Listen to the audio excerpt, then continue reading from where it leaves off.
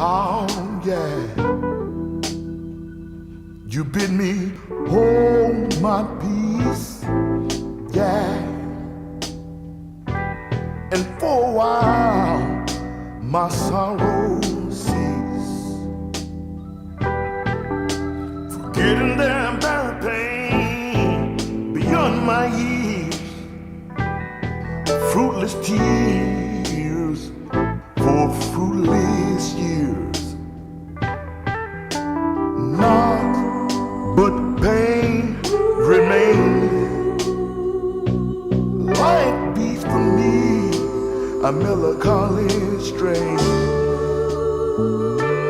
Gotta keep moving, can't stop now.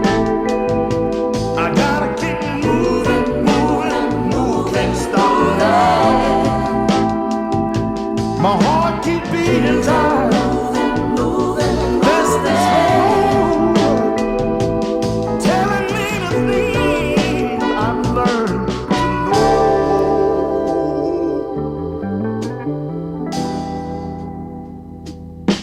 I used to first at home, but hope is past gone.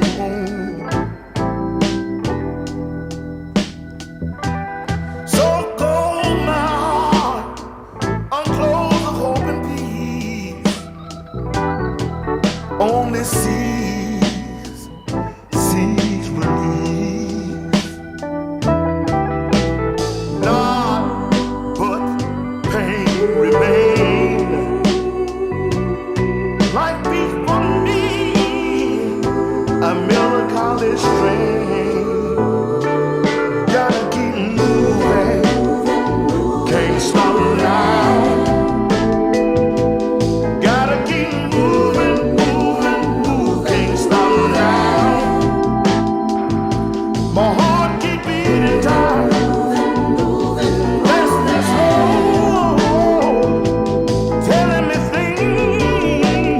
I learned to know.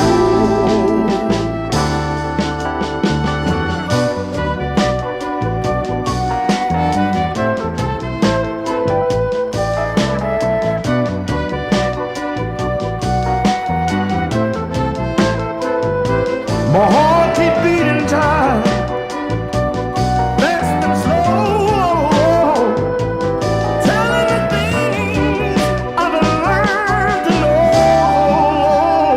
Yeah.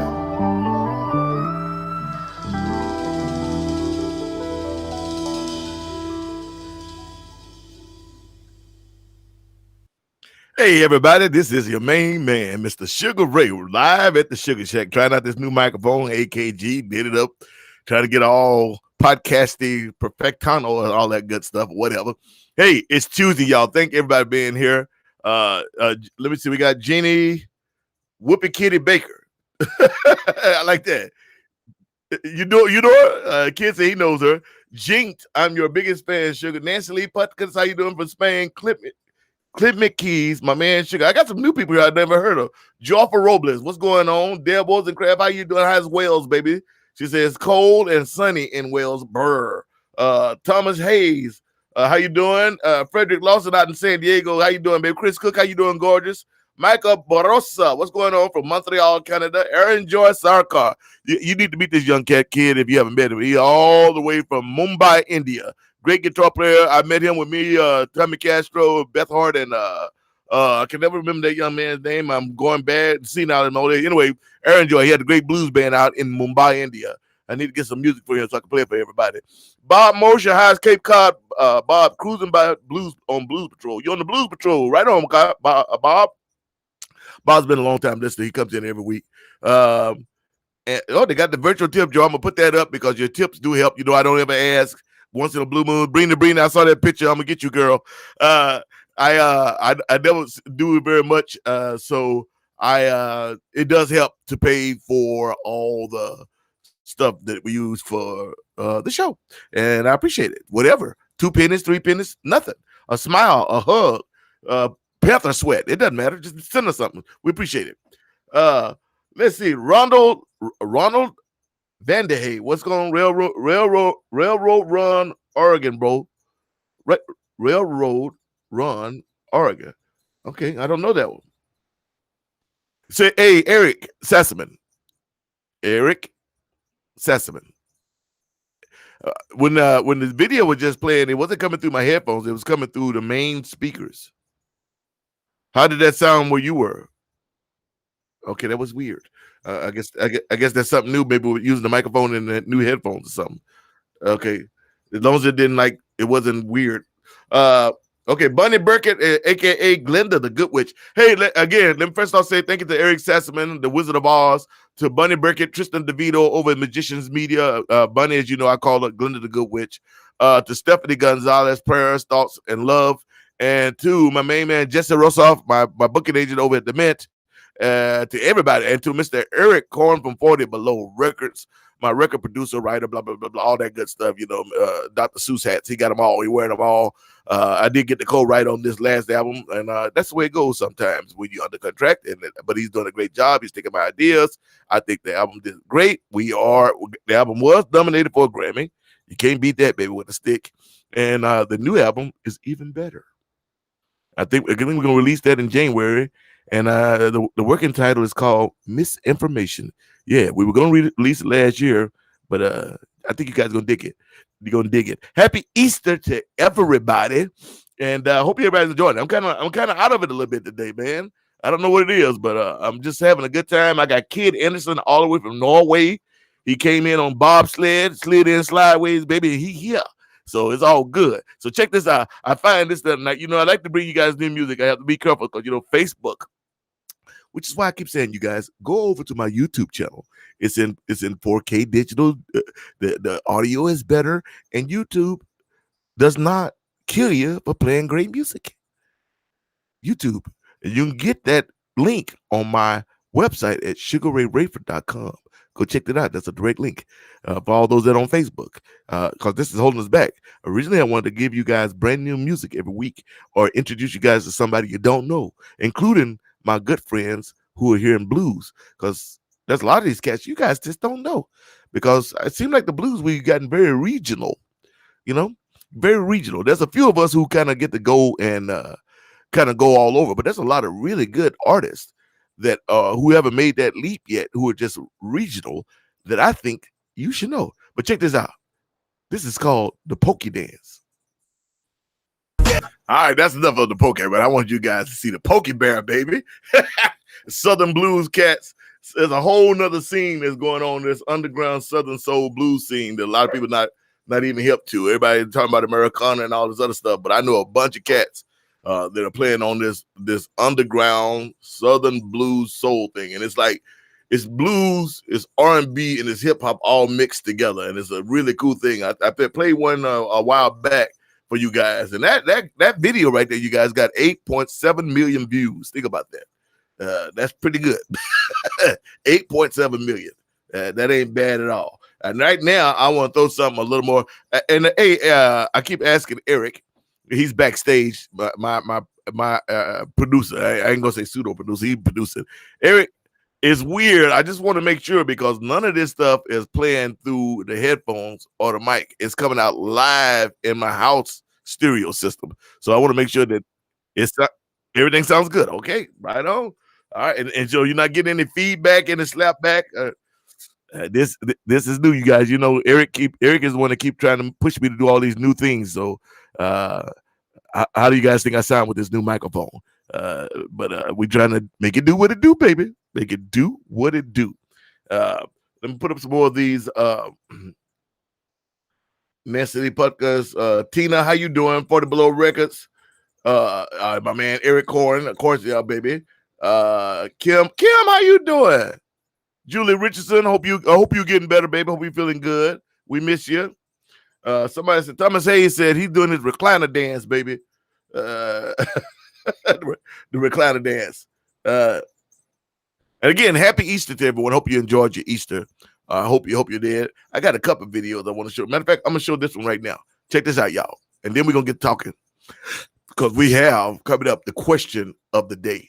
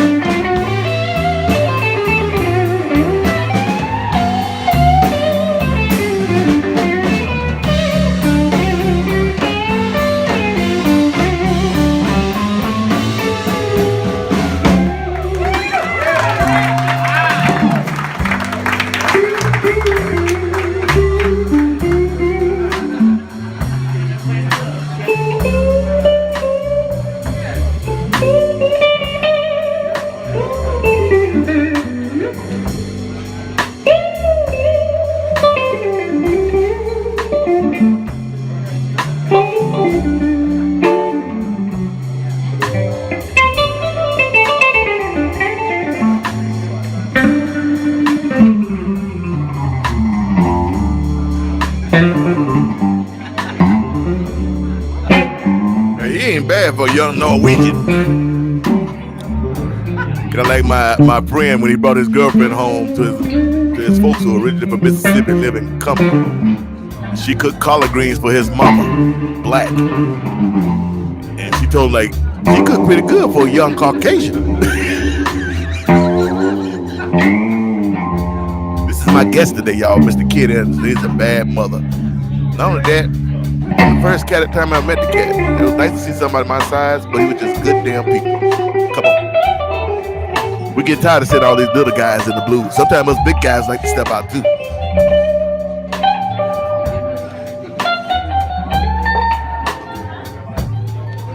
Nothing against you little guys, I'm just saying. Yeah. Kid, that's making my nipples hard, man. Where's my cognac at? I didn't bring out no cognac today. What's going on?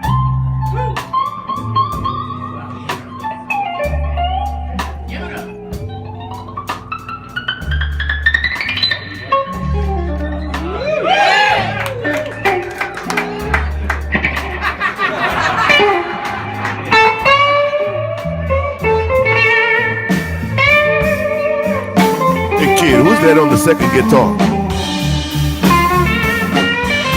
Andy Santana, Andy Santana on the second guitar there, y'all. Like Andy Santana, Renee Beavers, and I thought that was Bill Stubby. I love Bill, man. I need to get Bill on the show.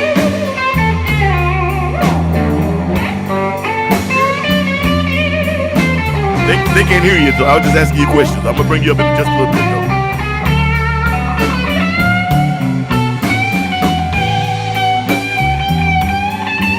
Marty, how you doing, beautiful? Miss you.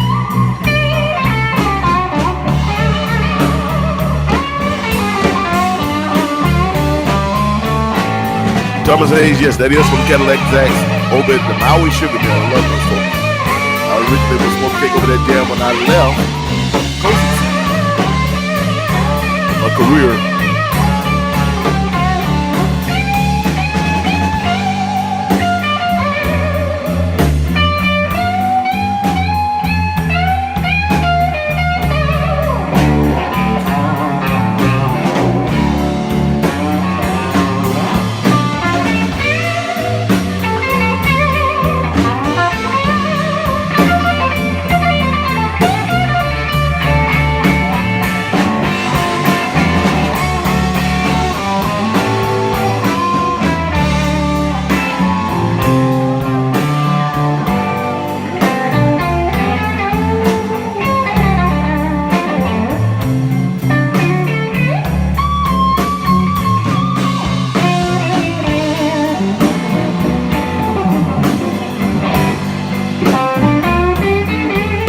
How you doing, brother? I'm good, man. Long time no see, fam.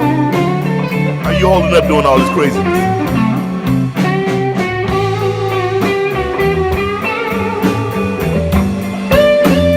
Ladies and gentlemen, Mr. Kid Andersen, right on.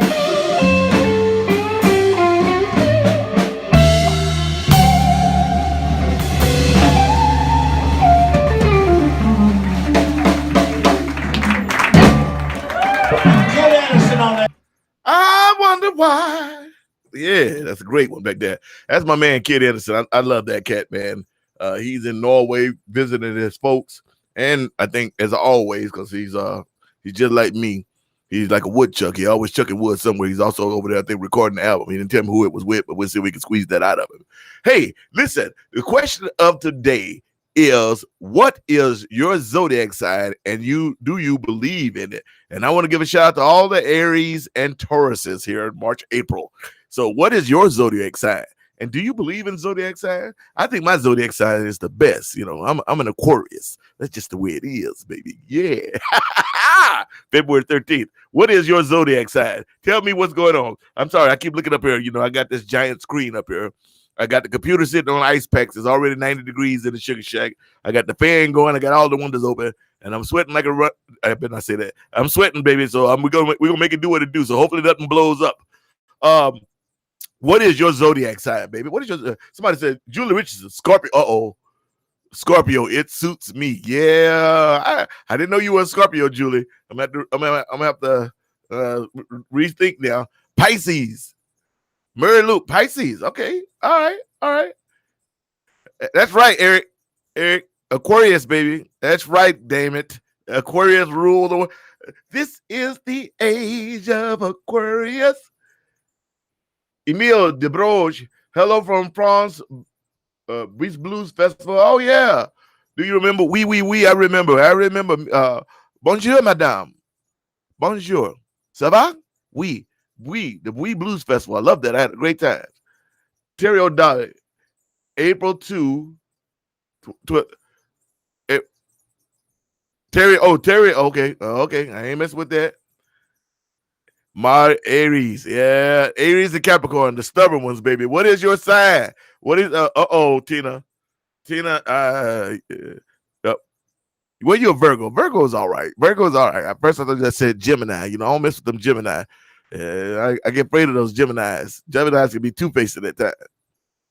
Jennifer Noble, my redhead from Chicago, now living in London, says she is a Taurus, same as Otis Rush. When it came up on what it says Otis, it's like, how you know my dog is a Taurus? Paolo, how you doing, brother? Obrigado. Aquarius, right on. Christina Beer, Scorpio. Them Scorpios will sting you, man. Okay, Laura, I'm scared of you now. Gemini, though I do not live my life by astrology, I am pretty typical Gemini. I like to look at both sides of things and am a mediator of sorts, not wish-washy, but adaptable. Okay, that's a good way to look at it. All right. Hey, I ain't touching that. That's a good way to look at it. You know what? It's already 12:24. We getting into this. I've been playing videos and stuff and talking. What is your sign? I want to know your sign. Eric B. Turner. Eric, would you say you're Aquarius also? Right on. A lot of Pisces in here. And a lot of Aquariuses. But you should also study your rising and moon sign. Yeah, this is true. I used to know mine. I haven't gotten out of the habit of that. Hello from Switzerland. Hello, Switzerland. How you doing? Frederick Losser says, Leo's rule. A lot of Leo, section Leos. Yeah, all right. Leo, Nancy Lee. Joffa Roller. Virgo. The stop. Michael S. Fairborn said, I was born under the stop sign, baby. Let me bring you up, kid. I'm bringing you up.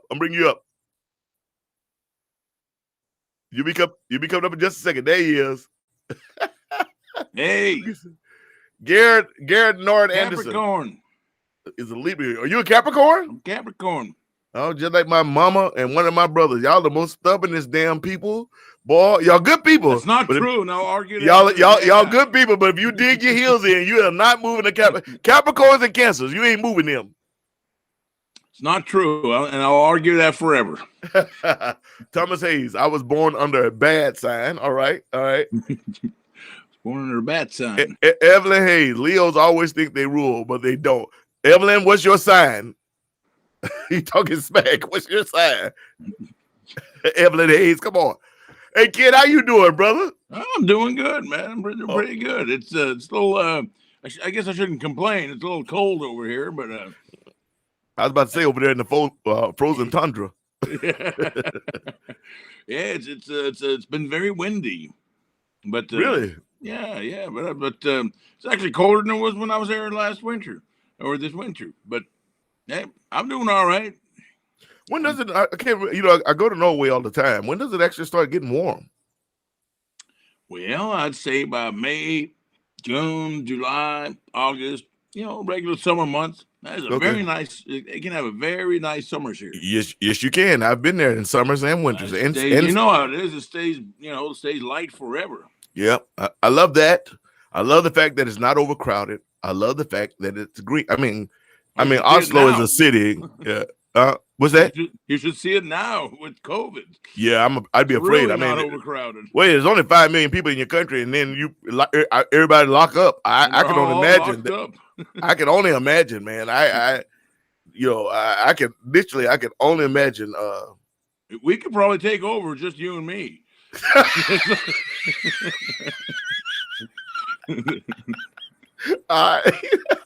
Is that sparse, huh? That's pretty sparse. Damn. Barbara Ryan. Hey, Barbara Ryan. How you doing, beautiful? Welcome to the show today. You know I love you. You are the best. I hope everything's going good with the C Note out in Hall, Massachusetts. Barbara Ryan runs the C Note in Hall, Massachusetts, a great little venue. I had the privilege and honor of playing a couple years ago, and hopefully I get the privilege and honor to go back and do it again. Alan Markel said, Cardstock was beautiful. Cardstock was beautiful. We enjoyed Cardstock. I've enjoyed everywhere I played in Norway. My very first show in Norway was Chopsvik. I did the Cement Blues Festival in Chopsvik with me and Lazy Lester. That's where I met Lazy Lester. And he and I became good friends from that show. I had to go all the way to Norway to meet one of the blues legends and now one of my blues heroes. And we hung out that entire time. He and I went fishing on the fjord. He actually caught some kind of angler fish. I bet he would, yeah. They had this great chef at the festival that cooked it up. And they didn't know that Sugar don't really eat sea monsters, but I ate it because they cooked it for me. And it actually was good. Kind of had the texture like lobster, I think. So that was pretty good. What was it? A weird kind of fish?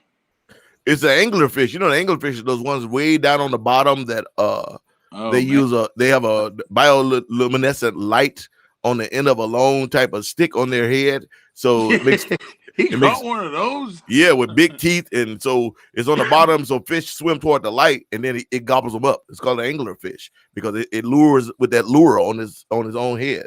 Yeah. Wow. Garrett North Anderson spelled it for me. That's how Garrett, how you doing, man? Garrett, that's my man Garrett. You know Garrett? Yeah, I do. Garrett, he's good people, man. Yeah. They made me an honorary Norwegian there, kid. You know, they were wise to do so. I have my shirt. Oh, bless you, brother. Bless you, man. So anyway, how you doing, man? How you holding up? Well, I'm doing all right. I've been, I'm here visiting my dad. My mom passed a few months ago, so I wanted to come back and hang out with my dad. I'm also produced a record with Vidar Busk. You must know Vidar. Yes, I do. As much as you've been over here, yeah. So we. No, that's pretty cool. Yeah, we made a full album. A full album. Yeah, we were just in the studio for 4 days and cut 12 tracks and wow. Yeah, we're doing pretty good. Right on. And then you have Greaseland. I mean, what started you? If I could ask that, what made you decide to start the studio? I mean, because that's a hell of an endeavor. I got tired of having some other guy in between, what I heard in my head and what we put on the record. I just for frustration with engineers, basically. I would I always like all the different aspects of music, and I got into more than just playing the guitar. Right. So I always when I got in bands, I get involved in the production and mixing and stuff like that. But I always had there was always an engineer, and they never liked the same stuff I did. They didn't know what I was talking about when I would reference stuff that I liked, and eventually I just got, and I realized that the longer it took them to do what I wanted them to do, the more money they made because they were working by the hour. Yeah. So but those days are kind of gone. Like most time when we block guys out, it's blocked out. But I know I've had the opportunity, the blessing to pay for 2 of my own albums, Blind Alley and Southside. Which I was able to do what I wanted to do. And I was lucky. I had a good friend of mine, Chuck Avors, who I'd been friends with for a long time. Yeah, I know Chuck. Yeah, I've been friends with Chuck a long time. I had worked with him before. But it's amazing sometimes. It makes a huge difference when you got someone who's fast and who can get it done quickly, monetary wise, and musical. Yes, because that's more money and more time that you can put actually into the album versus It'll be closer to what you have in mind, Right, right. if you're all on the same page. So yeah, I just got I had a couple of periods where like that years ago, not that many gigs, and I believe I'd probably quit drinking at one point and needed something to do with all my spare time, and and I had a friend who was a janitor at a radio station. His name was Gary, and he told me they gave him the job of literally disposing of you, throwing out a bunch of old gear because they'd gone all digital. So they had a tape machine and a mixing board and all this stuff. And he said, "Hey man, come and pick this stuff up. It all works." And that was the first recording setup I had. Right on. Yeah, and it was me and Bob Welsh and another guy named Hans Bosse, all together in the house I still live in San Jose, and we started recording on that. I actually did a couple albums on that tape machine, R.J. Michaud record, and I love RJ, man. Great. The Dennis Grunling record. Yeah, I love Dennis. All harmonica players, huh? The first couple albums. Yeah, that's right. That's my lot in life, man. I gotta, the harmonica players are they're like a man's best friend. Okay, all right. Okay. So yeah, that's how I got started. And then at one other point, I got married and I moved to Sacramento, and there was not much going on there besides hanging out with Rick Estrin. That's before I even played with him, and I left all my stuff in San Jose, and then I needed something to do with my time then, and as I got a computer and a little Pro Tools system, I started learning Pro Tools, and now you can't stop me. Well, I just had my first lesson and actually created my first song myself, and I'm using Logic. I started with GarageBand. I downloaded the cheap version of Logic. I went and bought myself this beautiful brand new AKG mic, and Eric Korn was nice enough for my birthday. He gave me a great PreSonus interface. Yeah, it's the Audio Box USB 96, and that's what I'm using today. And and then Eric Sassaman and these guys and Drake, they've been getting me better on the computer. And then Drake came over and showed me how to use everything, and I'm like, man, I can do this. So I actually had to turn down about 5 recording gigs that the record company actually proved that I could do over the pandemic because I couldn't go in the studio with these people. I wasn't going to fly. Right. It wasn't worth the money for me to try to drive to them. But had I had this set up, I could have had them just email it to me, and I could have put my vocals over it and sent it back. And so, that's something I thought about this pandemic. That's I think will be a good thing, because there's so many musicians I know that almost like most of them, it's just crazy, really, that in 2021 or whatever year it is, that most musicians don't even have a way to record themselves. Well, you never even think about it. I mean, I was touring so much. I mean, you guys were touring like I was touring. I mean, I know how you was touring with Rick, but you was doing a bunch of stuff on your own. I think that last year I did almost 200 shows in 365 days. And I always tell people, I say, if you talk about the way we do it, because we're touring guys, we're not doing that many fly-in dates. We're doing some fly-in dates, but we're actually touring. Yeah. So yeah, you say 200 days actual shows, but that usually translates to probably about 260 to 270 days on the actual road. Oh yeah. That's a lot. So I didn't have time, and it was stupid because this little setup, I could put that in my suitcase and take with me. I could do this even if I was. Well, my buddy Alvino Bennett has been doing it for a long time. He has been showing me how to do it. He even taught himself how to play guitar a little bit. He only used 2 strings, but it sounds great. And I was like, damn, I mean, if everybody can do it, if I'm not a dumb man, I'm like, I got to be able to figure this out. So no, anybody can figure it out, and it's great you're figuring it out. And I got people now that I always wanted to record with, and I can and they actually learned how to record themselves during the pandemic, like Sax Gordon. I love Sax, man. I love that cat. He's down in his hallway right now playing some saxophone for Vidar. and he's Oh, going to right email it on. to me. Yeah. So, Right on. so it's cool that more people are learning that. I think that's one positive outcome of the pandemic. I mean, it's been a real fight or flight kind of thing. Yeah. If you weren't keeping up before, you're going to really get left behind during this thing because obviously you got to learn how to adapt and do something a little different to stay visible like you are. Well, I mean, I have a team now, which I never had before. Before it was just always me and Pam, doing it That's a all. team. That was a hell of a team. I think we did. I think that we did a damn good job. I mean, we didn't do everything right, but we tried to be as forthright, as honest, as open, and work and hard work. And the one of the whole reasons I wound up signing with booking agents and all this was to give my wife a break. This was before the cancer because it's like she's got a real full-time job, and then she had basically a full-time job. People don't realize for the last 20 years, Pam has been my manager, my booking agent, my travel agent. She would book all the flights, all the hotels, work out the contracts, get the bands together, book all the band flights, all their travel things from 5 different states, and 2 countries, get all that stuff, make sure we all met up at one place. She did it all in her spare time while she wasn't pulling babies out of people. You forgot wife. And wife. Yeah. Well, yeah. Might want to get that one in there. Yeah, I better get that in there. I better get that in there. I'm sorry, I'm starting to sweat. It's getting warmer. Alexa, what's the temperature?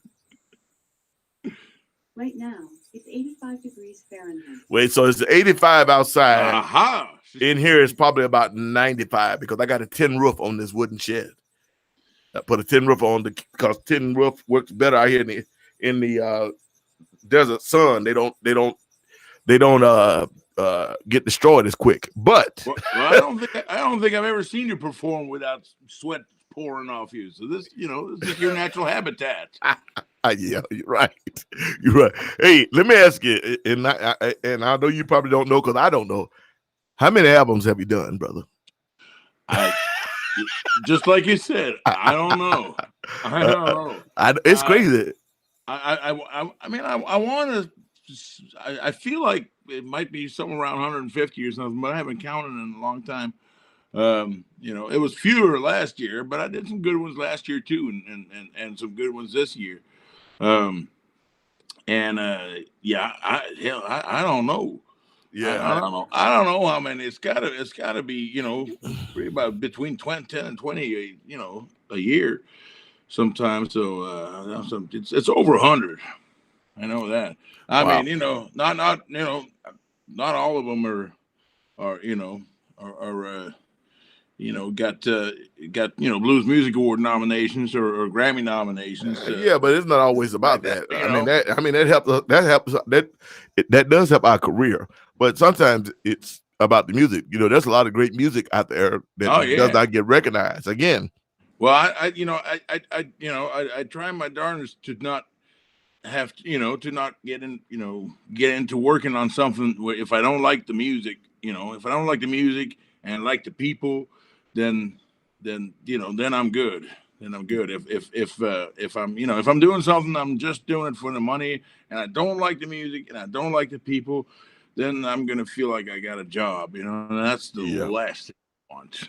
I don't think sometimes people understand it. It's not that us musicians are afraid to work because we work hard. Believe me, we actually put in more hours. We actually put in more hours than anybody working a 9 to 5 and get paid less. So for us, it's always like if my soul and heart is in it, it ain't worth it. Because somebody, a friend of my dad's was asking me today. He goes, so like. I suppose you have to practice a lot of hours to get good at guitar or music, and it's like, well, I suppose you do, but if you have a passion for something, then you're not going to put in that work unless you have the passion, anyways, and you got to have that and the talent. So I really don't practice that much. I never have. I just enjoy playing. Now, when did you start guitar? Was that your first? First of all, let me start you. Was guitar your first instrument, and then who and what made you gravitate toward it? It was I messed around a little bit on the piano at my grandma's house when I was a kid. Just enough to like kind of figure out the concept of music. It gets the notes get higher going this way and lower going. Just basic stuff like that. But and I got a guitar. I started wanting to play the guitar because everybody played the guitar around that time. This is like 1990, 91. And I was about 10 or 11. And it seemed like every kid that was between 14 and 16, they all played electric guitars at that time. And my second cousin, who lived down the street from me, he was kind of like my older brother. He was like the best one. And he told me, he said, if you get you a guitar, then get a proper guitar, and I'll teach you how to play. So he did, and I just kind of took right to it. Just a couple of months after that, I was doing I put like a band together. Damn, that quick? It was just me and a drummer, and he wasn't actually a drummer. He was just the closest person. So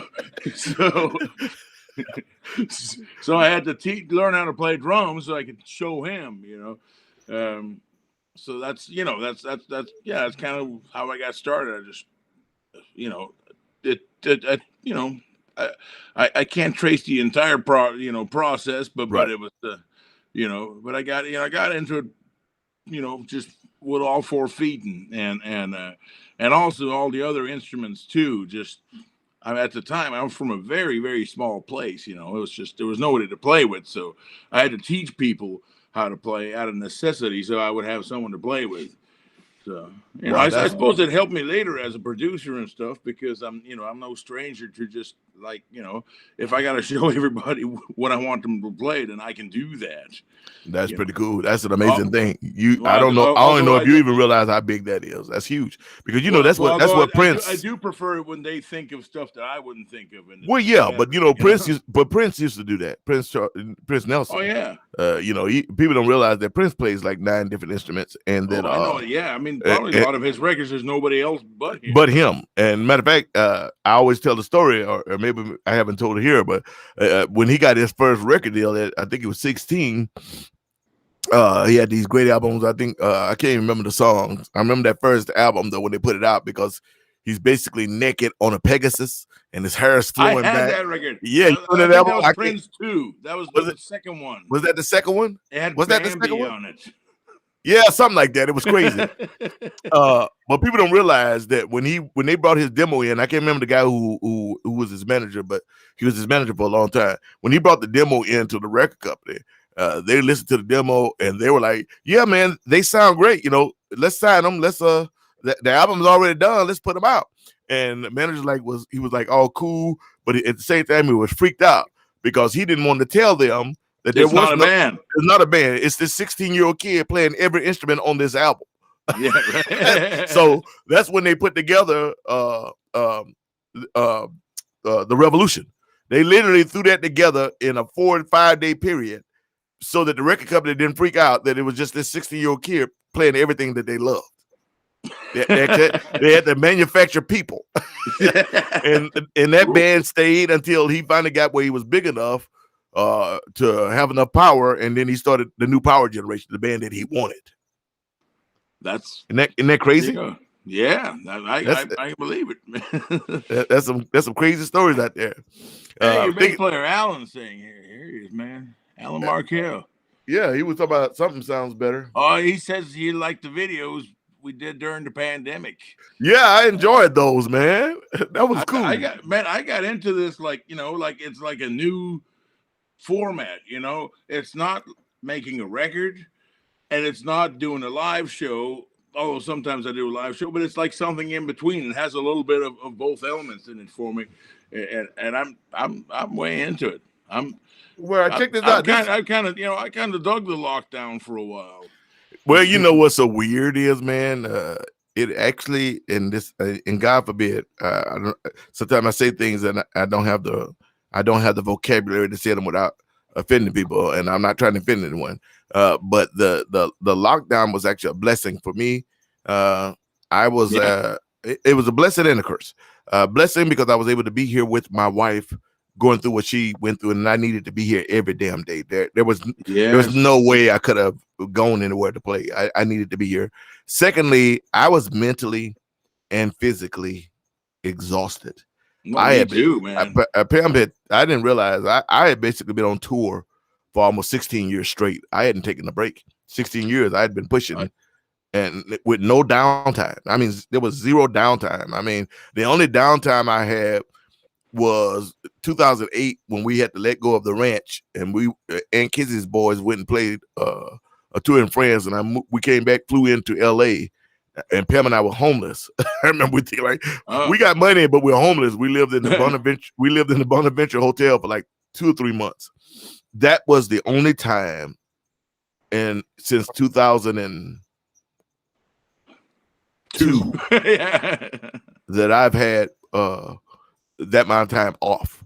And so I had been running. So mentally, it was good for me. And now I'm ready to get back out there. I actually needed that break. Yeah. But I I needed did to be too. here for Pam. Yeah, I hear you. And me and Lisa too, both, we just felt like, we just, we needed for the world to kind of hit the pause button for a while.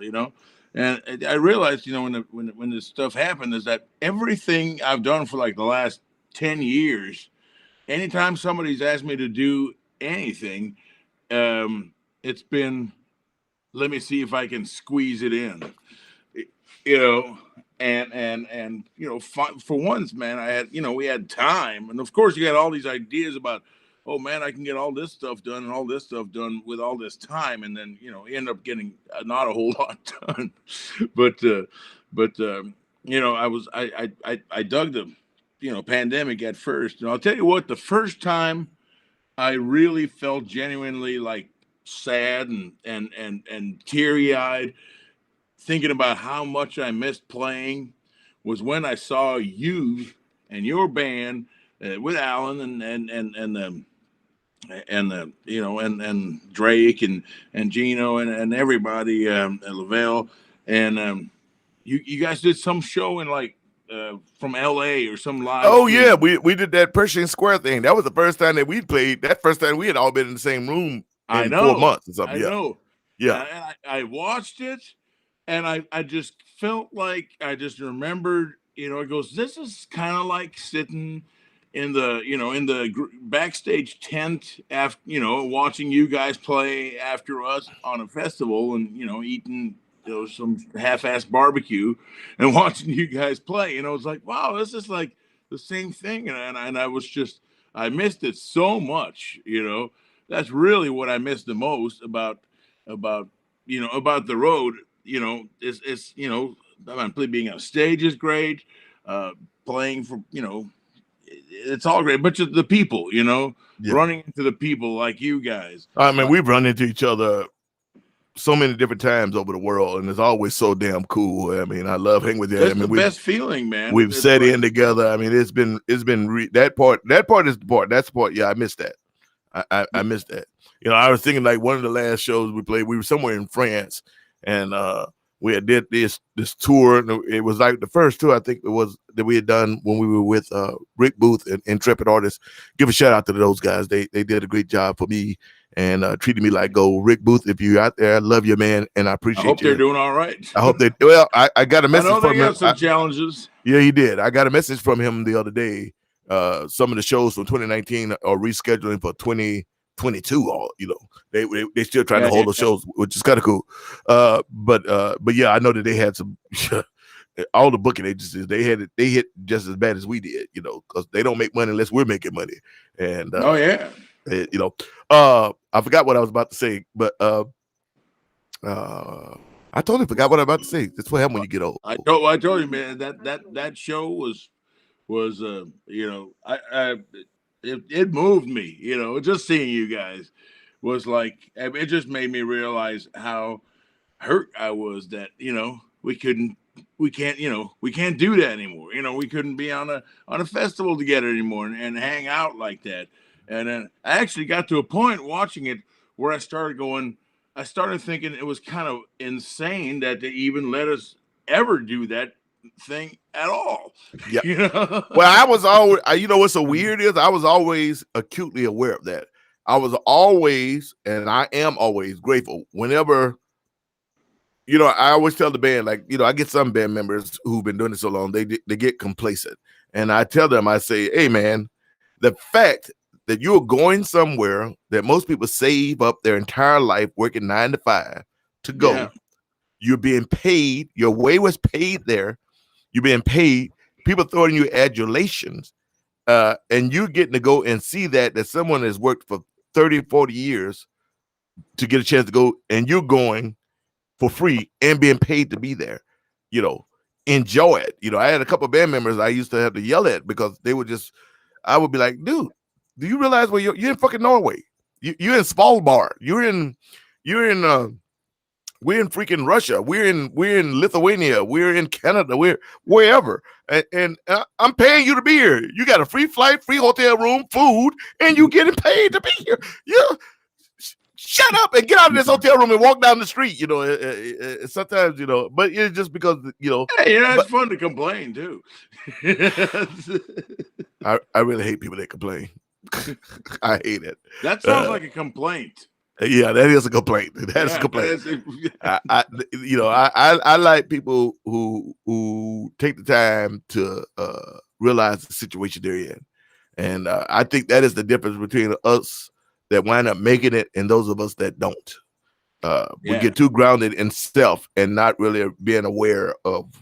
I don't want to get on philosophical, but not being aware of what's going on around us. I was thinking about that. You remember the time? I think you called me or I called you. One of us, you lost your luggage. Oh yeah, we were playing something. Where the hell were we at? Were we in California? It was either or was it Canada or Canada. It might have been Canada. And we were all on the same bill. And you had called me up before I left. I was actually out on the road, and you were like, "Hey, Suge, they lost my luggage. I know you guys are coming in tomorrow. Bring me an extra outfit. You don't the only guy I can call that's my size. They lost all my clothes. bring me an extra suit that I can wear." I was like, "Yes." I was on the road. I'm like, the only one I got left to clean is red. I'll do. That was cool. That was cool. And unfortunately, I got my bag and I never got to wear your clothes. It was a cool red suit, man. I was thinking about that picture that we took with Lee King in Simi Valley.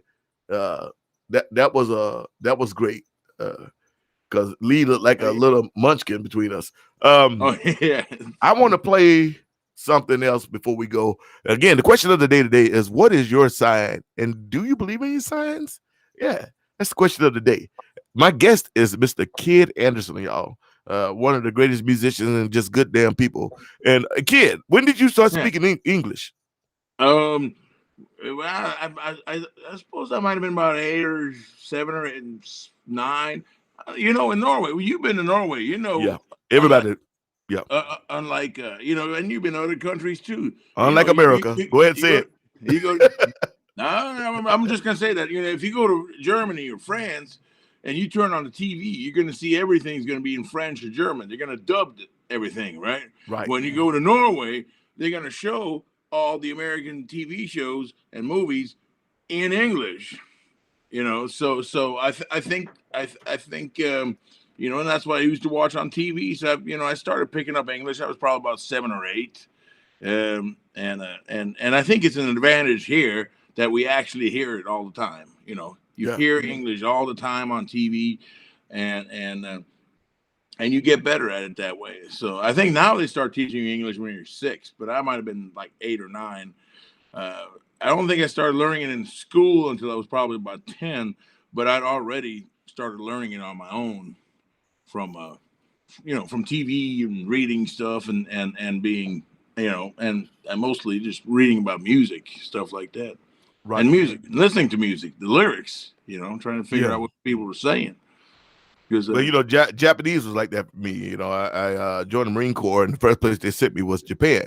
And I went from Texas to boot camp in California. They let me go home for 10 days, and then they shipped me to Japan for 3 years. So it was like landing on Mars. I might well have been on Mars. You know, I was like, what the hell? You know, but I was young, and then I had a Japanese girlfriend, and I picked the language up pretty well. I mean, You I'm bad. really? I'm bad now because you don't use it. But I used to be pretty fluent. But the funny part was, and I wasn't as big as I am now. I was always this tall, but I used to be really skinny for most of my life. But the I funny was part, for about 2 years. I was until the second knee surgery. I've had 4 knee surgeries now, so I can't get out and run like I used to. Anyway, the funny part was though is Japanese is one of those languages that's I'm not sure what the vocabulary term is, but it's male female. Oh yeah, The language it split. has So, genders. right. So I learned to Norwegian speak. too. Really? Yeah. I didn't know that. So I learned to speak Japanese for my Japanese girlfriend. So my Japanese is good, but I'm a 6'5", 300 black man. I sound gay because I'm singing. I'm like talking it. that. Yeah, because I'm talking it from a woman's perspective. That's how I learned to speak the language. But I can get around and I can order. I can ask pretty good questions. Same thing with French. I got lucky with French because when I started touring, as you know, when you start out, nobody want to pay you to bring your whole band because they don't know who you are. And I'll give a shout out to Aurelie Roquet on the road. So when I first started touring in France, I had to and my good friend Fabio Escarra down in Bordeaux. The model? The model dude? No, he used to come to my shows in L.A. Oh, I got pictures of that guy. Pam them used to laugh. He used to come to all my. He comes to shows like I was doing blackout. This is no joke, and I'm gonna go back to what I was saying. I was doing blackout parties. You know what a blackout party is, right? Which is all party. Blackout. Oh, blackout. They used to call them blackout parties, and that's where everybody there's black. There's just black people. And I did this one over in Compton with Bobby Bland's old band, Joe and those guys, and all this. They were backing me up, and you look over, and there's Fabio, the butter guy, the main. He used to come to my shows. He would come to the hood. Wow, in the hood. I would have never guessed. No one would. He used to kind of. You guys asked my people. I had to try to find some old photos. Took photos with him. He came to like 2 or 3 shows, man. It was crazy. I used to be like, and the guy stood out even if he was in a group of white people. You know who he is, but in a group of black folks like that, it was like what the. It was different. But he would come. So yeah, I learned to speak French because I was always with this French band, and so I learned enough French to get around. And the thing is, as often as I come to Norway, and as much as I learn, Norwegian is hard, dude. It's it is hard. I mean, I have a few words. You wouldn't bother? I wouldn't bother if I were you. No.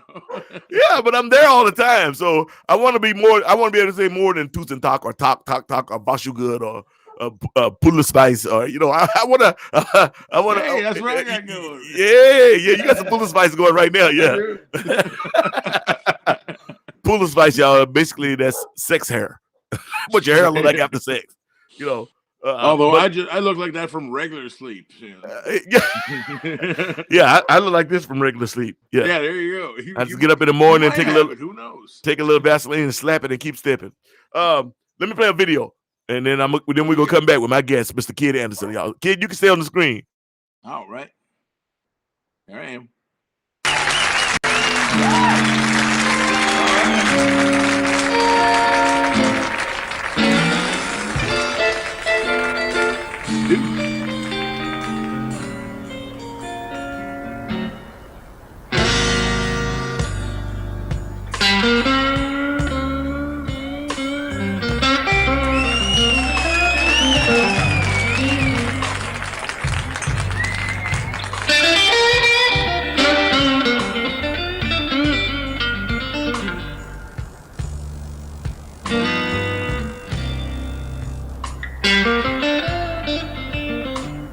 Sounds good.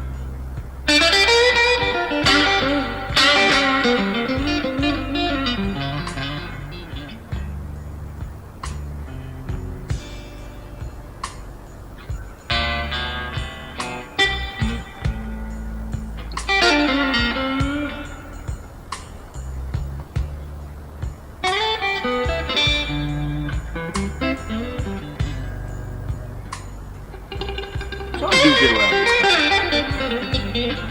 That's great.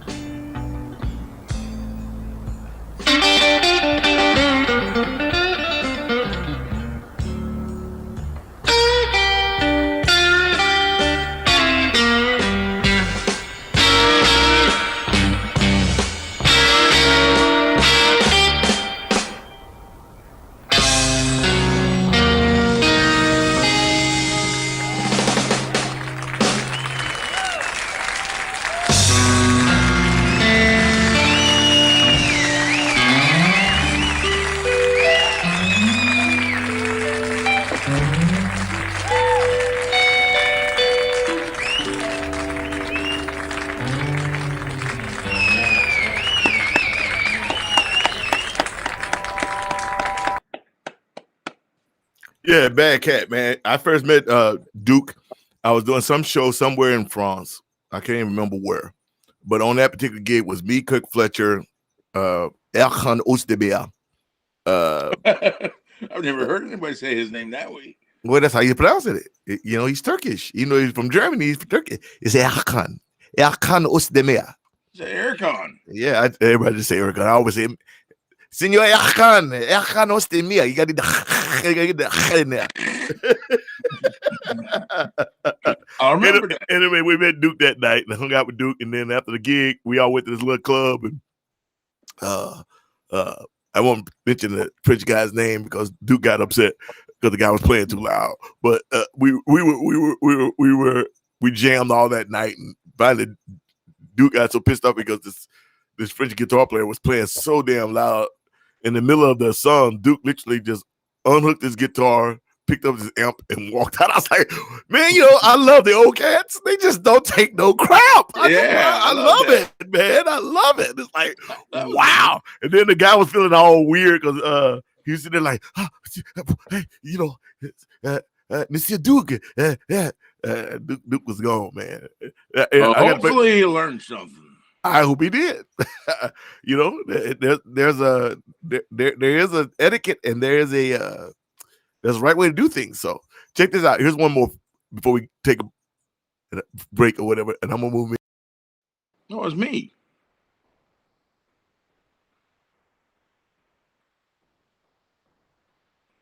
Can't stop the blues. Blues. Can't stop the blues.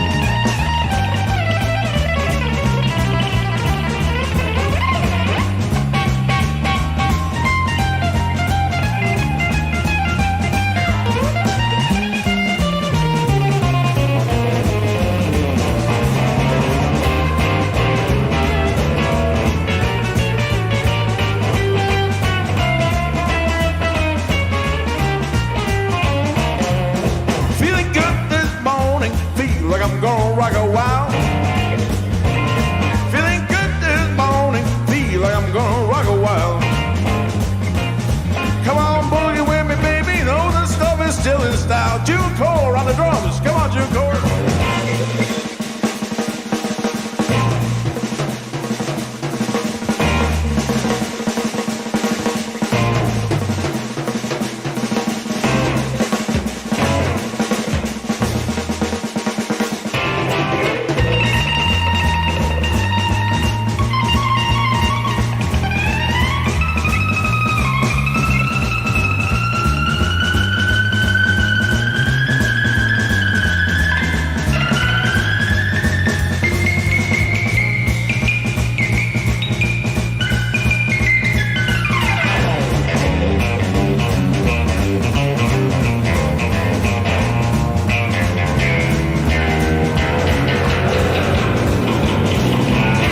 Feeling good this morning, feel like I'm gonna rock a while.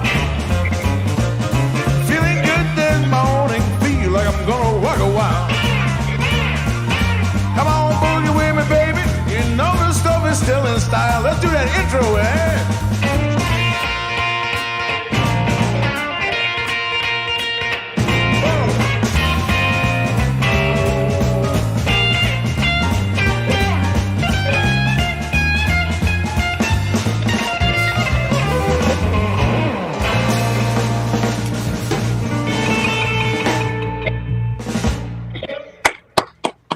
All right, thank you. Can't stop.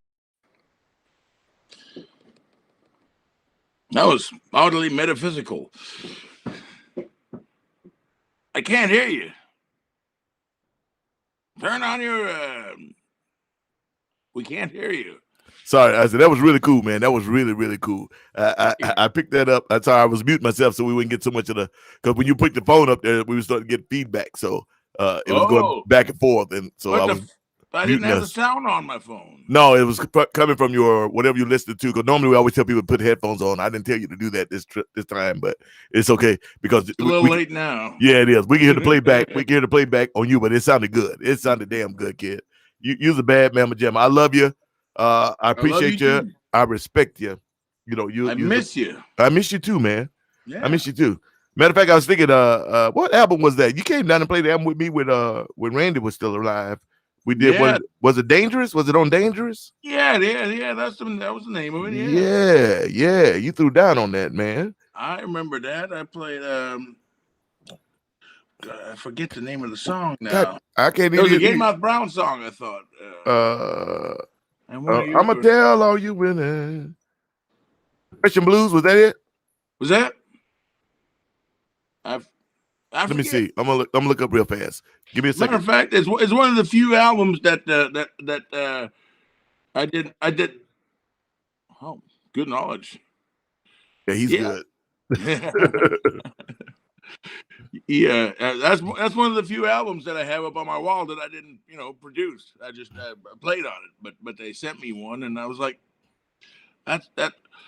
Well, you're just a good-looking guy on the cover, so I figured I'd put it up on my wall. It messed your wall all up. Now you need to take that down. Let me see if I can get. I'm gonna put that up. We already over time. Hope you got a couple more minutes. I always go over.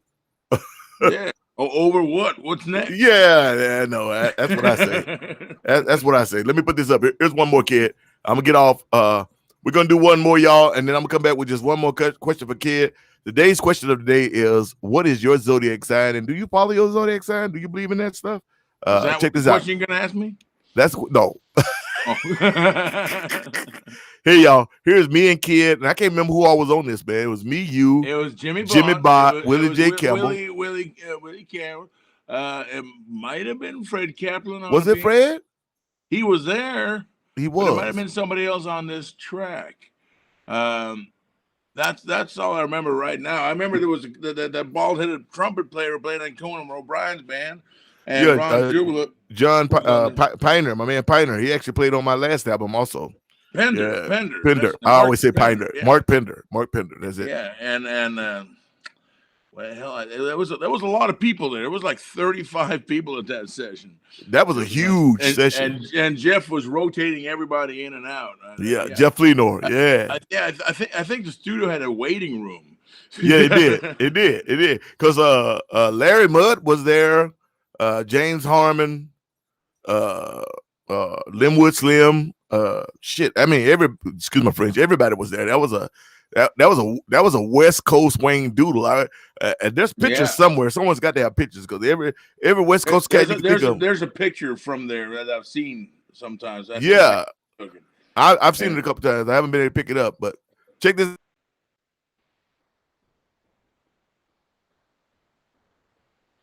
Still on screen.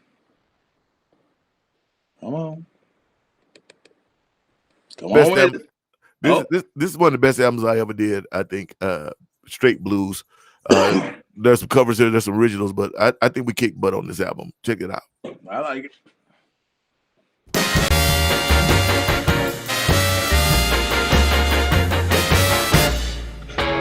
I'm gonna tell you women, you better find yourself a man. And I'm telling you women, you better find yourself a man.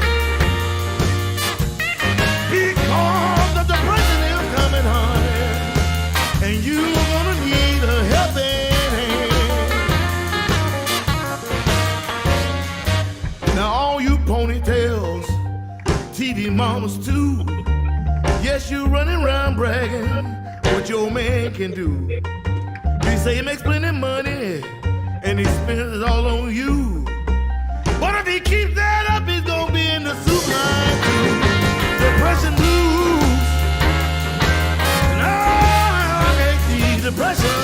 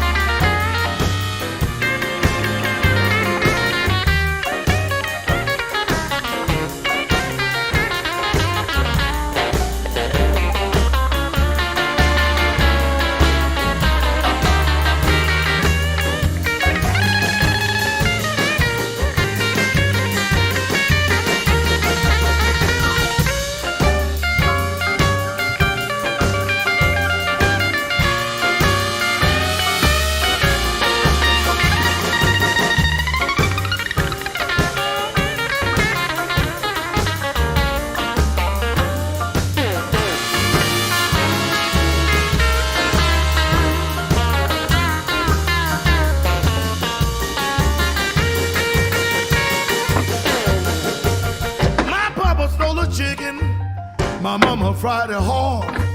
The reason why she did it, baby, he couldn't feel no Lord. These depression blues. Oh, I hate these depression blues.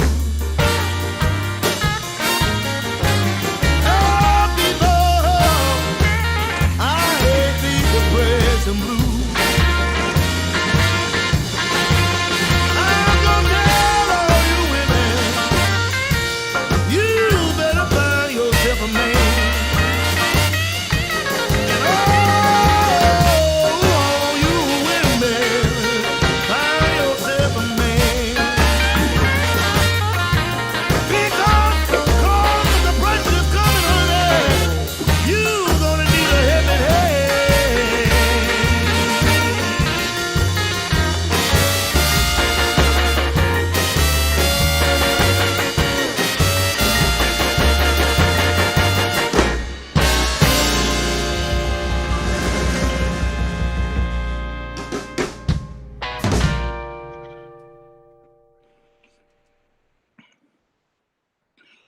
Depression Blues. Yeah, I remember that, man. There was a spider in here. Big Red from Milwaukee says even the spider loves the blues album. Oh, he could see it? I guess. He got away, man. I tried to take my slipper off and I saw that. and reprimand him, but he just fell off the wall and I don't know where he went. He saw you come. He's like, man, I'm trying to enjoy the music, man. Leave me alone. Right on, brother. Hey, man, it's been great having you. Thank you so much. Before I go, I had another question I want to ask you, but I also want to let everybody know next week, tune in to Live at the Suga Shack, where we'll have Miss Deb Ryder. I've had guitar players the last 9 guests in a row. Amazing guitar players. But there's more to it. We're going to have Miss Deb Ryder. Here's some information on Kid. There's his Facebook. For his music is Greaseland, and there's his Look YouTube. at You that. guys look that stuff up. Eric Sassaman as always, because he is the Wizard of Oz. Pay no attention to the man behind the curtain. That's what I always Yeah, say. he's pretty good, man. He's damn good, and he became the producer without even trying. Somebody says 8-bar Spider Blues. All right, we can do that. Deb Ryder. So Deb Ryder will be my guest this coming Tuesday. You guys check that out. I know Deb just came back. They just did one of their first shows since the shutdown. They were in Florida last week, and she said it was pretty cool, you know. And then they came home in quarantine. Her and Rick, I love them. Again, I've been very blessed with the people that I've met moving to California in the blues world and music world altogether. You know, it's been great. Kid, Yes, sir. couple questions. What's your if you have one? What's your favorite guitar? My favorite guitar is whichever one's closest to the door when I leave the house. Right on. Right on. String size. Well, I like 11s, but I'm not that picky. I use different ones. But you like 11s. Yeah. Solid These are body. odd questions from a not a guitar player. Hey man, I got like 9 guitars in here, brother. I can play a little bit. I can make noise. That's it. No. I can make noise. Do you use pedals? And if you do, what do you use? What is your normal touring rig? Like, I'm not gonna buy a home rig because you got everything. But when you're touring, what do you take with you? Actually, yeah. When I tour, I use well, I'm the kind of guy like if I got more like one or two things, something's gonna go wrong.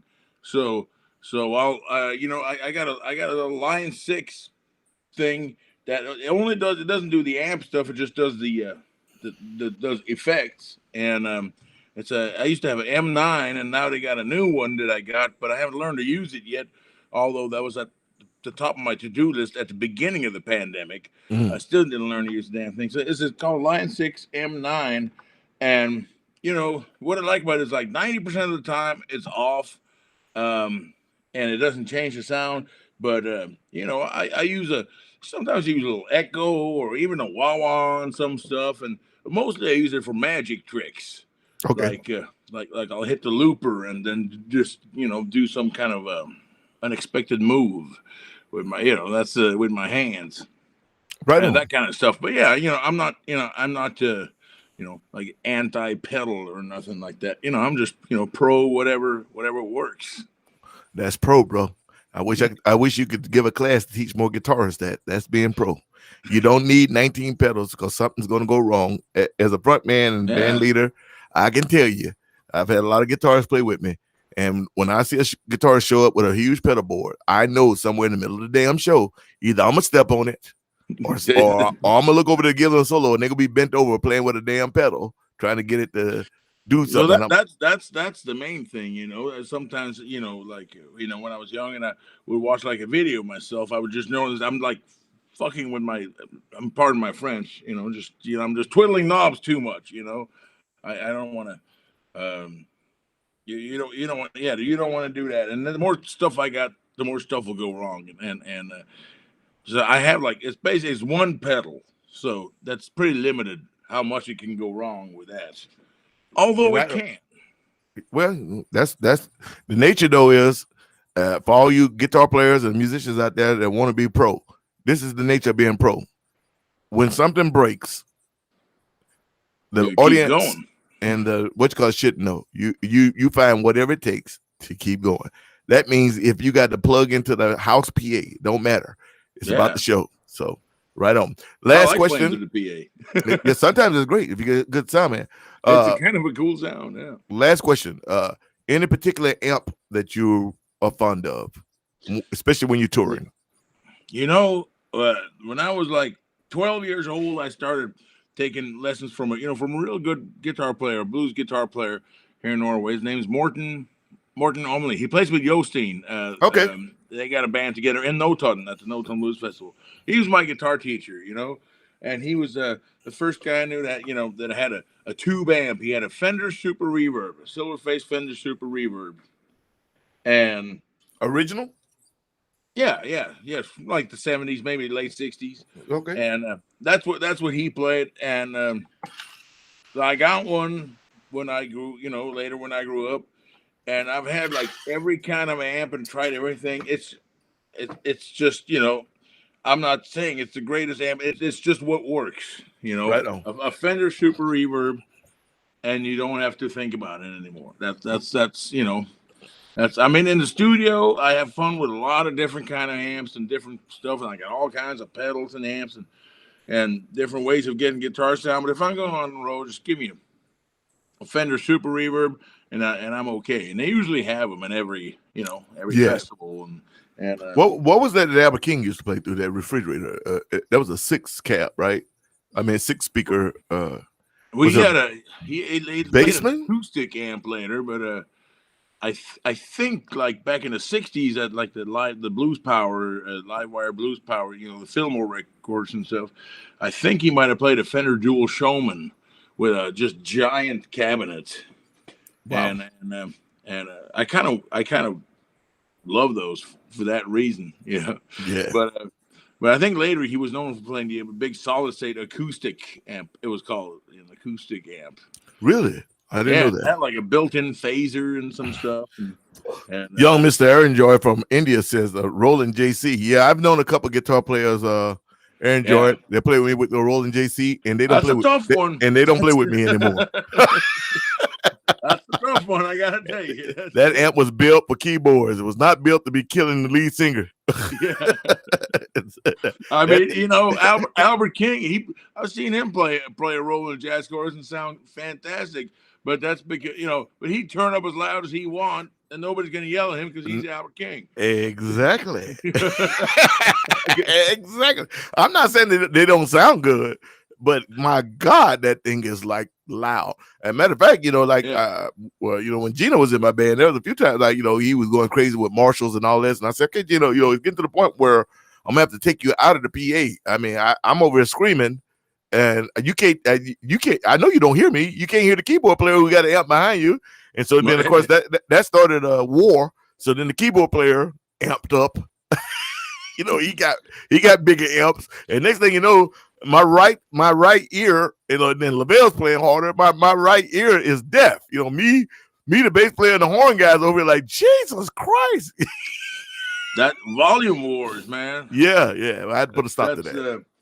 That's Eric Corn. I hate when that happens, but when it does happen, sometimes you can get some great shows out of it. Roland Jazz Core is a good amp to have. Yeah, you're gonna win. Mesa Boogie makes one. Mesa Boogie, my old keyboard guitar player, Michael Mose, he used to play a hot rod at Mesa Boogie, and that thing was like 110 watts, and it was tiny, but I swear to God, it weighed like 100 pounds. But that thing, you would bring it up and people like that little amp, and then you start playing and they'd be like, oh my God, like what the? I'm like, yeah, man. And then he'd bring a satellite cab. Oh. And put it on the other side of the stage. Oh yeah. Yeah. I got a question here from Marila's asking from Wisconsin. Do you own a Les Paul guitar? No, I own 3 or 4. She said asking for you own Les guitar. Oh, okay. Yeah. They all originals or they reissues? All the ones I got now are original. I got one that's from the 70s. The one I just played in that video, actually. I got that one, and I got a 58 reissue and a 56 reissue. I think that's all I have. I've had a bunch of them, but I mean, I like guitars. I'm not, I'm funny this way. Like, I like people who are gearheads, who are like really into gear, but I also really love people who aren't into gear at all. Like my buddy Romy Amalov, who plays the guitar. He's like the least equipment, a gear-minded guitar player I've ever met, and it's cool, because it's a little nerdy. to be way into gear. Well, I got into gear, not so much guitar gear. At one point I really got crazy into sound gear. I still own a full sound company, and I can't even get rid of the stuff. Oh yeah, Yamaha double 15 trapezoid tops. At one point I had like 10 pair of Yamaha double 18 bottoms, Soundcraft 48 channel board with a power supply, 300-foot custom built drive snakes. At one point I got really all type of outboard. I won't do that again. well, I could envision you being very efficient at hauling the gear. Yeah, I was good. Trailers and vans and trucks and all that stuff. At one point I had 2 trailers, a couple trucks, I'd be at the gig 3-4 hours before the band by myself, setting all this stuff up, play the gig, and you know how I am. You know how hard I work on stage. Gig is over with. I turn around, the band is gone, and then I'm there another 2 hours after everybody's gone, loading gear back. They got old. Bring about 4 outfits. Yeah. I used to do that. Eric Korn was saying, and I'm gonna get him with Eric. Eric was saying he Dual Showman is a killer amp. He likes Dual Showman. Yeah, it is. That's the Albert King. That's the one he used to get the Fillmore. Was I used to have one, a Dual Showman Reverb, but I sold it to very cheaply to my friend Mike Phillips, as a bass player, because it's also a killer bass amp. You just got tired of carrying it around. Tell the truth, you were glad that he bought it. Actually, I didn't. I never took it anywhere. I don't blame you. It was just like, that's so cool. So I never used it for anything, And then he needed it for a bass amp, so I let him have it. But right before I gave it to him, I actually fired it up and cranked it up, and I go, God damn, that thing is awesome. Yeah, those amps are good, big, man. All right, kid, I ain't gonna hold you any longer. We already 35 minutes over the hour. Thank you so much. I know you're in Norway. I know you're there taking care of your pops. Peace to your pops. Much love to him and to all the people in Norway and to everyone else. As always, this is the Suga Shack. My guest today was Kid Andersen. Big thank you to Mr. Eric Sassaman backstage. He's putting up some more stuff because Eric is the bomb. As always, y'all, please be good to one another and be good to yourself. Right? Peace, y'all. Right. I'm with